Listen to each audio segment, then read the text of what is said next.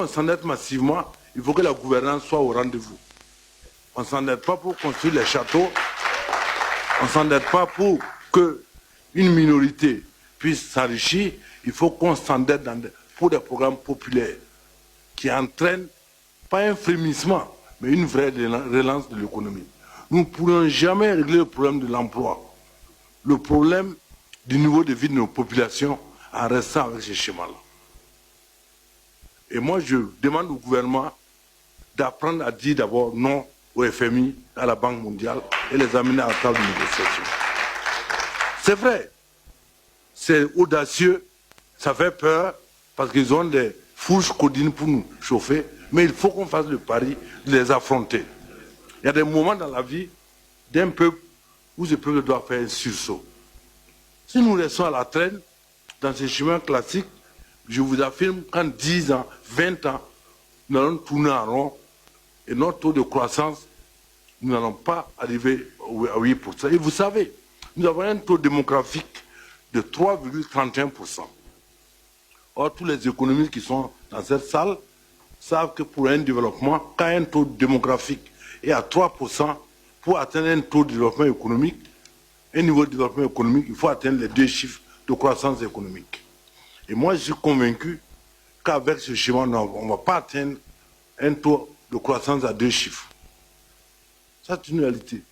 Il faut avoir le courage de nous endetter pour des projets massifs qui profitent à tout le peuple. Et ça, on peut le faire. Mais pour cela, il faut qu'on dise au FMI, laissez-nous quand même avancer. Je prends le cas de la Malaisie. La Malaisie était à un taux de 5-4%, avec des ressources énormes. Mais la Banque mondiale et le FMI les tenaient sous leur joug. Le jour où ils ont dit non au FMI à la Banque mondiale, avec le Premier ministre Mahathir, ils ont mobilisé leur peuple. Au début, ça a été difficile, mais 3 ans après, ils ont dépassé le taux de croissance à 2 chiffres. Et aujourd'hui, ils font partie des dragons. Il y a plein d'exemples comme ça. Et il nous faut avoir le courage de parler vrai à notre pays. Aujourd'hui, quand on dit que le taux de croissance est à 7-8%, ça ne dit rien aux paysans de l'Orbou. Quand il n'a pas de route, quand il n'a pas d'école, mais votre taux de croissance ne signifie absolument rien. C'est pourquoi nous demandons le PNDS pour discuter des projets, projet par projet, pour savoir si la route qui va de l'Orbou à Bobo-Dioulasso pour exporter le coton ou le bétail sera réalisée. Je prends le cas du transport pour parler des rails. Mais dans notre pays, on ne peut pas, depuis 1960, on n'a qu'un seul chemin de fer. Là aussi réalisé à moitié par le colon. Depuis là, on est croisé. On a lancé la bataille du rail sur la Révolution. Elle a abouti à Kaya. Malheureusement, ça a été interrompu. Nous ne faisons plus d'efforts pour mobiliser le peuple, pour continuer cette bataille, pour arriver à Tamboro et exporter et le manganèse et le bétail. Nous sommes là, nous sommes dépendants d'opérateurs économiques hypothétiques qui chaque année promettent d'exploiter Tamboro, de faire des rails. Après, ils sont pris dans des NAS bizarres, on ne les voit pas venir, sauf à l'aéroport de Ouaga et de partir. Non.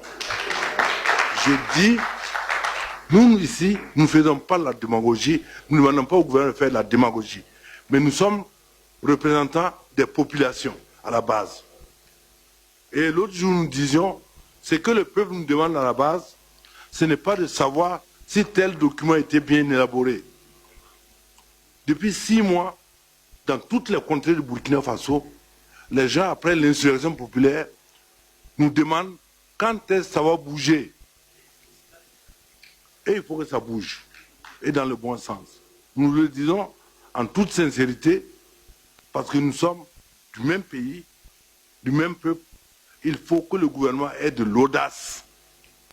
Nous vous demandons d'avoir de l'audace et de l'imagination. Nous ne voulons pas une gestion classique et bureaucratique. Donc, c'est l'occasion pour nous d'attirer votre attention. Et cette question ne s'adresse pas à vous, Madame le ministre des Finances seulement, mais c'est à tout le gouvernement. Il faudrait que les mesures fortes puissent être prises. Mao a dit que le bon ordre naît du désordre. Créez le désordre avec les institutions financières. Faites la bagarre, notre peuple sera derrière vous et nous allons aller ensemble. Madame le ministre des Finances, c'était certaines considérations. Mais je voudrais terminer en prenant 2 points. D'abord, vous avez évoqué la taxe foncière. Même dans la loi rectificative des finances qui nous est parvenue, qu'on va discuter le lundi, vous avez prévu la taxe foncière. Mais si vous prévoyez des recettes, il faut vous donner les moyens pour atteindre ces recettes. Aujourd'hui, la fois dernière, nous avons dit il faut aller vers l'informatisation du cadastre urbain pour que la taxe foncière puisse être opérationnelle. Sans le cadastre informatisé, vous allez imposer à quelques citoyens et le reste, les marchands de sommeil et autres, vont toujours continuer à ne pas payer l'impôt dans ce pays. Il faudrait que vous voyez vos collègues pour que, urgemment, même si c'est sur la base du budget national, qu'on puisse avoir un cadastre foncier urbain. Et par suite, vous imposez une taxe qui sera obligatoire pour tout le monde dans ce pays-là. Donc ça, c'est une première remarque. Deuxième remarque, l'aspect des mines. Nous avons créé une commission d'enquête sur les mines. Je ne vais pas me précipiter pour vous donner les résultats de la commission. Mais les rapports provisoires qui nous parviennent de cette commission nous inquiètent beaucoup. Je vous prends un seul exemple. Il a été répertorié par la commission d'enquête 103 sociétés d'exportation de l'or au Burkina. Et cet or devait être exporté à travers le Bumigève qui devait faire les poinçons. À la rencontre avec le Bumigève, il n'y a que 10% de ces sociétés d'exportation minière qui se sont présentées. Au niveau international, on considère que l'orpaillage, je ne parle même pas des grandes mines, du Burkina, apporte entre 12 et 30 tonnes par an. Et au Bumigève, il n'a été enregistré qu'une seule tonne. Madame le ministre, vos espoirs sur l'exploitation aurifère, s'il n'y a pas de mesures fortes pour réorganiser la filière, allant de la grande exploitation, de la fonderie, de l'exportation par le biais de l'État et sous le contrôle de l'État, nous n'allons jamais atteindre ces recettes-là. Et plus grave, même les sociétés minières, nous avons un code minier aujourd'hui attractif. Ces sociétés minières sont sous le coup de la loi portant code minier. Et cette loi est bafouée, ou du moins n'est pas appliquée. À l'heure actuelle, cette année, la société minière devait à l'État de Burkina 23 milliards dans le cadre de la préservation de l'environnement. À l'heure où nous parlons, la commission d'enquête n'a trouvé que 9 milliards dans des comptes qui devaient être logés au trésor public, donc chez vous. Malheureusement, ces comptes ne sont même pas chez vous. Ces comptes sont toujours à la disposition des sociétés minières à travers les banques primaires, qui les utilisent comme bon les semble. Et en tant qu'une société ferme, elle ferme son compte et elle disparaît dans la nature. C'est pour dire que ce volet, il faut réorganiser les mines, se donner les moyens étatiques de contrôle.